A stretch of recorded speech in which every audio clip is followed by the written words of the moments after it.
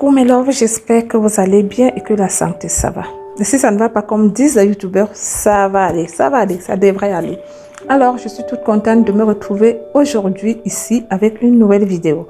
Mais avant de commencer mes chéris, admirez votre lova en jupe. Parce que en fait, j'ai pas l'habitude de me présenter en jupe.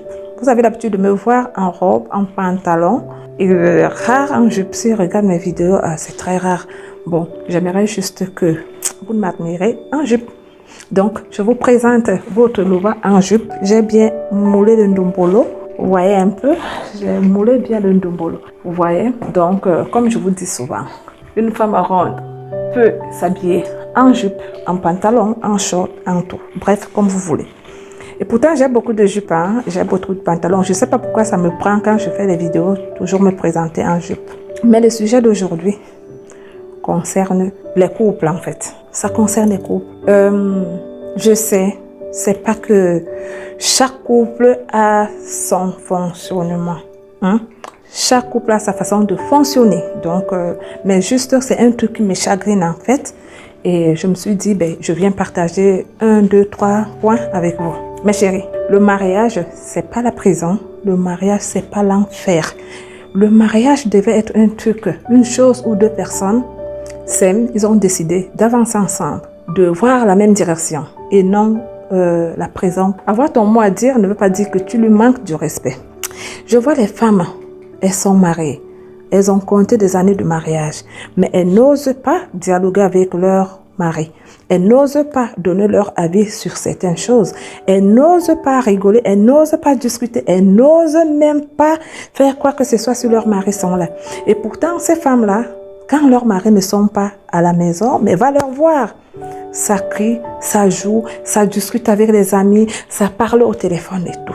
Le mariage, c'est quoi? C'est que vous êtes à deux. Vous partagez les choses à deux.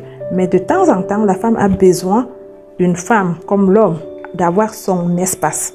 Ouais, c'est pas parce que vous mangez ensemble, vous dormez ensemble, vous faites des courses ensemble, vous regardez la télé ensemble que la femme ne peut pas se retrouver un moment seul ou bien entre copines ou encore avec des enfants.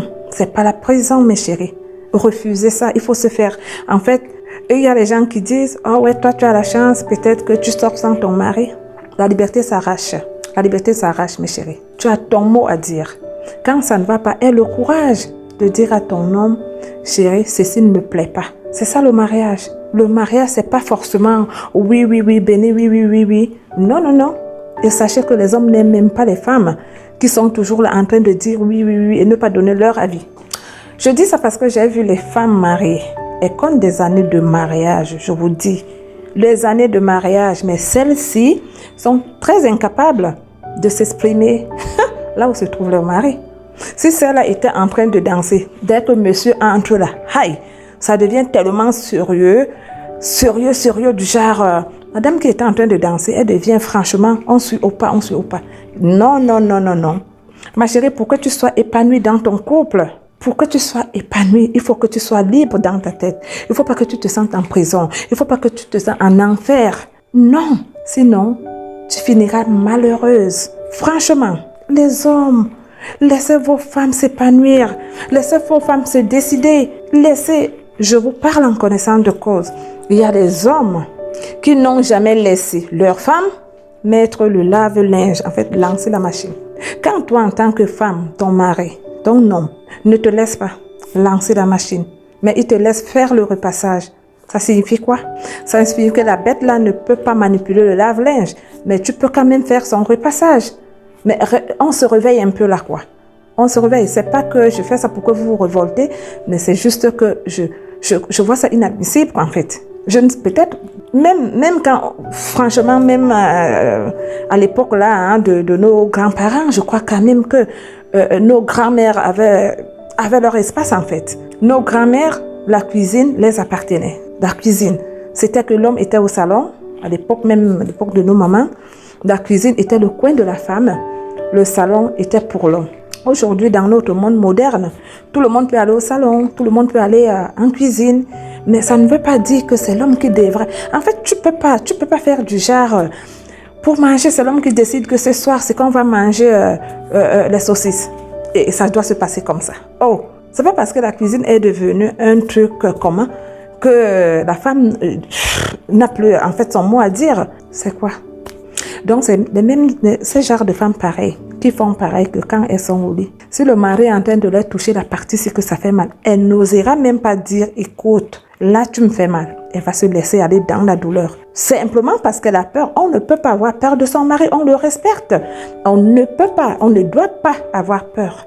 Ton mari doit être ton mari, ton ami, ton confident. Il faut dialoguer. Mais si tu es du genre, ma chérie, qui n'ose pas dire les choses en face à ton homme, je suis désolée. Toi là, tu ne seras pas heureuse dans ton couple. Tu vas rester aigrie. Et quand tu verras tes copines, tes collègues épanouis dans leur couple, qu'est-ce qui va t'enflammer le cœur? C'est la jalousie. Tu vas te dire, mais pourquoi toi, en fait, dans ta tête, tu vas te poser la question, comment d'autres font? Mais je vous dis quelque chose, vous savez, la liberté s'arrache. La liberté s'arrache parce que moi, je sais dans ma tête que du moment où j'accepte faire chemin ensemble avec quelqu'un, vivre avec quelqu'un, ceci signifie que je ne suis pas totalement libre ou je peux prendre des décisions seule, mais je suis libre, en fait, dans ma tête, je suis libre, en fait, que mon homme ne m'empêche pas de faire ce qui me plaît. Lui, pareil. Si je vais sortir avec mes amis, pourquoi il devrait m'empêcher? Si je vais aller au restaurant avec mes copines, faire du shopping avec mes copines, pourquoi je ne devrais pas le faire? Si ça devient du genre où je ne peux pas le faire, je ne peux pas, ça ne peut pas fonctionner. D'accord? Donc, mes chéris, je voulais juste vous dire, si je vous dis cette histoire, parce que j'ai vu, j'ai entendu, les gens se plaignent, mais ils n'arrivent pas. Ils n'arrivent pas à dire à leur mec, à leur copain, à leur mari que ceci, chérie, ceci ne m'intéresse pas. Sachez que, mes chéris, le mariage, je le répète, n'est pas l'enfer, n'est pas la prison. Le mariage devait être une beauté, quelque chose de beau. Donc voilà, comme je disais, une femme est censée être celle qui rassemble les gens, d'accord? Mais si tu es crispé, tu es aigri, tu es mal dans ta peau, tu ne seras pas celle qui apportera la lumière dans ta maison. Oui, une femme apporte la lumière là où c'est noir. Une femme, en fait, n'accepte jamais d'être cette femme-là qui sert de ta maison juste un pot de fleurs. Non. Donc, pour résumer, mes chéris, le mariage, c'est pas un jeu d'enfants. Les enfants ne se marient pas, ce sont les personnes adultes mûres dans la tête qui devraient se marier. Donc, avant de vous marier, s'il vous plaît, prenez le temps de... C'est vrai qu'on ne connaîtra jamais quelqu'un. On ne finira jamais de connaître l'être humain. Mais prenez quand même le temps. Ne courez pas, ce n'est pas une course. Ne courez pas. Prenez le temps de voir, est-ce que cette personne est vraiment intéressée? Est-ce que cette personne m'aime vraiment? Est-ce que cette personne me valorise? Est-ce que cette personne me respecte? D'accord. Ne courez pas seulement parce que vous entendez le mariage. Parce que le mariage, en fait, c'est pas le jour où on danse avec la robe blanche. C'est pas juste pour préparer ce mariage, les préparatifs, comment ça va se passer, faire la fête et tout. Le mariage, c'est plus que ça. Le mariage, c'est juste après ce jour que vous signez l'acte, c'est ça. Donc, il y a beaucoup de choses qui entrent en compte. Donc, pour pouvoir tenir dans une maison, dans un foyer, il faut que vous soyez ces femmes très épanouies. L'épanouissement compte beaucoup au sein du couple.